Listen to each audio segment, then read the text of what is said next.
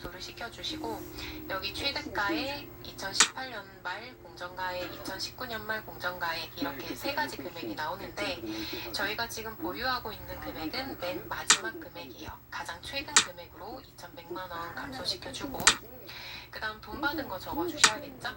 2천만 원 처분하고 수수료 장군! 받았다 그러면 1,990만 원 잡아줍니다. 망군! 그런 다음에 평가 이익이나 평가 손실이 있다면 제거를 해주셔야 되는데, 지금 문제는 평가 이익이 발생했죠. 어떻게 알아요? 제일 최근 공정가액 2,100만 원 빼기, 그 다음에 취득가액으로 하기로 했었죠. 1,800만 원. 아이패드 하나로 전산설명회계 쉽겠다는 법 알려드림. 너네 아직도 두꺼운 노트 들고 다녀? 지금 메드윌에서 전산설명회계 맞춤 노트를 무료로 뿌리고 있는데, 근데 이제 매일 선착순 3,000원 원에만 줘. 가입만 하면 즉시 다운 가능해서 지금 당장부터도 공부 시작할 수 있어. 퀄리티 미친 오던 노트, 공개 연습장 뿐만 아니라 원네스 맞춤 스티커까지 무겁게 연습장 들고 다니지 않아도 언제 어디서든 편하게 공부 가능하니까 이거 진짜 개꿀 아니야? 보고 싶은 사람 아래 링크 클릭하고 빨리 다운받아라. 그냥 지지하고 정착해서 자, 이렇게 해주시면은 플러스 300 뜨죠? 자, 그러면 평가 이익이 300 있었겠구나 제거해 주시고요. 모르겠으면 어떻게 하기로 했죠? 재무상태표에 검색하면 300만 원이 있었을 거예요. 94일 차에. 그러면 먼저 제거. 그런 다음에 지금 대변 쪽의 금액이 부족하죠? 그러면 매도 가능 증권 처분이익으로 잡아주고, 처분이익은 처분가액에서 취득가액 빼기로 했죠? 처분가액은 1,990만원, 1,990만원 빼기, 그 다음에 취득가액으로 잡기로 했죠? 취득가액은 1,800만원. 자, 두 개를 빼시면 플러스 190만원 나오죠? 그러면 처분이 190만원 맞구나 체크해 주시면 되겠습니다. 자, 그래서 매도 가능 증권 좀 어렵긴 한데요. 세무이급에서 좀 자주 출제되고 있거든요. 그래서 꼭 숙지를 해주셨으면 좋겠고요. 그래도 우리가 쉽게 구하는 방법이 있기 때문에 평가이익이나 평가손실은 검색하자. 재무상태표에서 검색한 후에 반대로 보내서 제거를 하고, 차변 쪽에 금액이 남으면 처분 손실, 대변 쪽에 금액이 남으면 장군! 잡아주면 된다 라고 봐주시고, 평가이익은 망군! 평가니까 공정가액이랑 취득가액, 처분은 처분이니까 처분가액이랑 취득가액, 이렇게 비교를 해주시면 되겠습니다.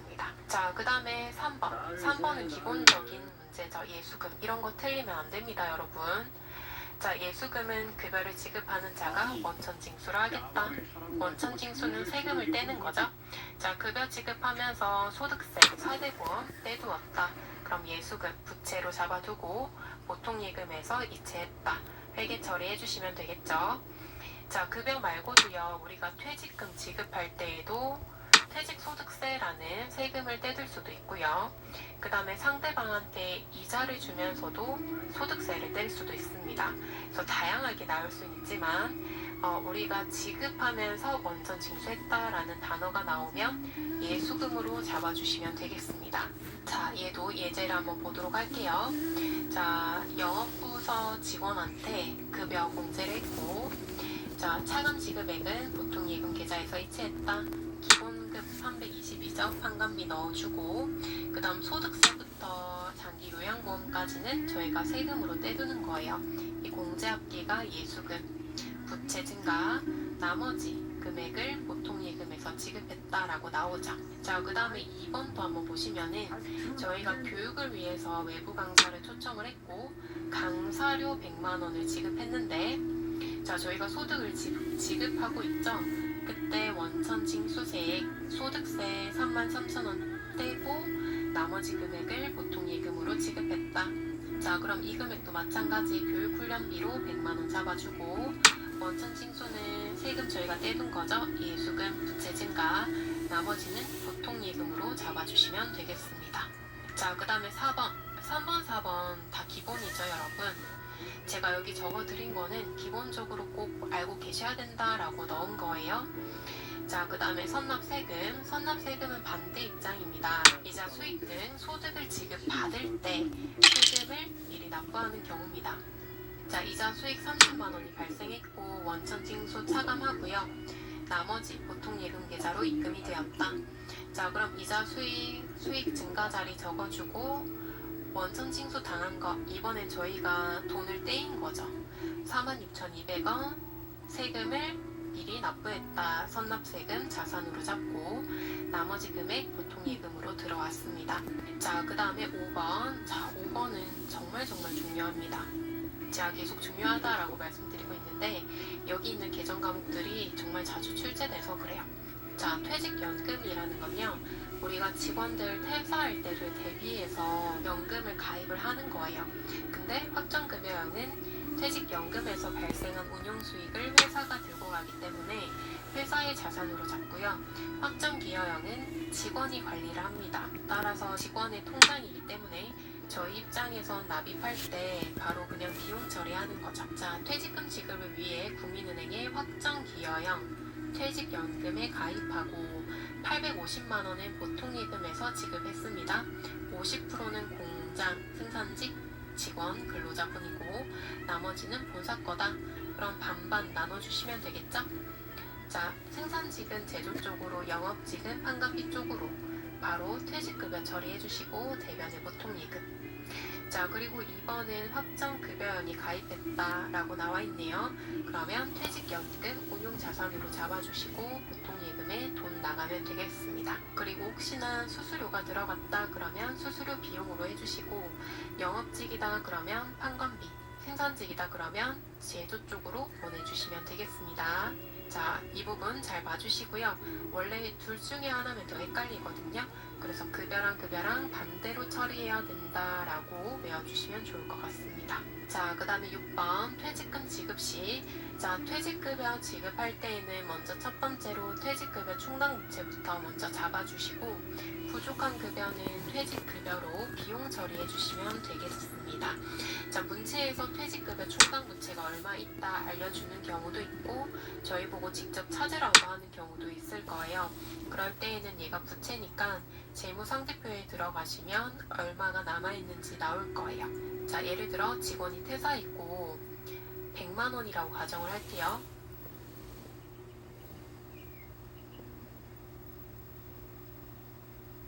혹시 가장 간단하게 돈 버는 방법이 뭐라고 생각하세요? 로또? 전 그냥 집에서도 누워서 볼 수 있어요. 그게 뭐예요? 전 집에서 누워서 이 앱을 보면서 포인트를 쌓고 있어요. 그러면 자연스럽게 돈이 생겨요.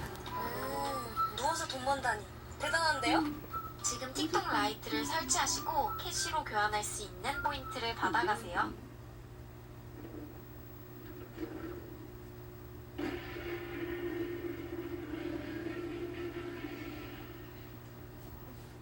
(100만 원에) (10만 원은) 예수금으로 뗄 거예요. 그러면 90만 원 줘야 되고요. 예수금은 10만 원으로 들어오겠죠.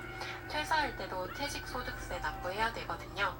그래서 예수금으로 잡아주고 만약에 퇴직급여 충당부채는 40만 원밖에 없더라. 그러면 40만 원 잡아주시고 나머지 60만 원은 퇴직급여로 비용 처리해 주셔야겠습니다.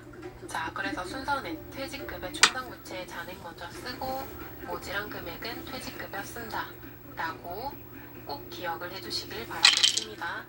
자, 그 다음 7번 대손도 마찬가지입니다. 대손 충당금 먼저 써주시고요. 부족한 금액은 대손 상각비 써주시면 되고, 자, 주의하실 점은 기타 채권이다, 대여금이나 미수금이다 그러면 기타의 대손 상각비로 적어주셔야 돼요. 대손 상각비가 아니라 기타의 대손 상각비. 대손 상각비는 외상 매출금이나 바드러움일 때 써주시면 되겠습니다. 자, 대손은 예제 하나 볼게요. 자, 1번.